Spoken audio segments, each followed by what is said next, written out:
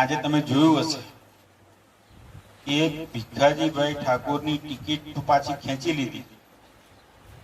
Ticket પાછી ખેંચી એનો બી વાંધો નહીં, પણ પાછા ભીખાજીભાઈ પાસે જ બોલાવડાવે છે ટીવી. ભાઈ મારે ચૂંટણી નહીં લડવી. ભાઈ મારે તો લડવી છે ચૂંટણી, એટલે તો હું બધે ફરીને આવ્યો.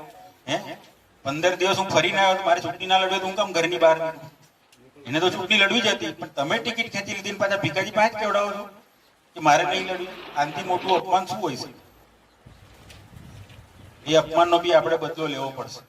એટલા માટે લેવો પડશે કારણ કે ભીખુજી ઠાકોરનો શું વાંક હતો? ટિકિટ પાછી ખેંચવી પડી. કોઈ વાંક હતો ભાઈ? કોઈ વાંક હતો? વાંક હતો.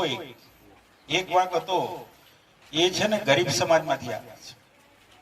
એકદમ ગરીબ સમાજમાંથી આવે છે અને પહેલી વાર ગરીબ સમાજના અરવલ્લી જિલ્લાના ને ટિકિટ મળેલી હતી. એટલે ભાજપ વાળાએ વિચાર્યું કે આ બધાને દિલ્હી ના બતાડાય, નહીં તો ભેદા પડે, એટલે ટિકિટ પાછી ખેંચી. એટલે ટિકિટ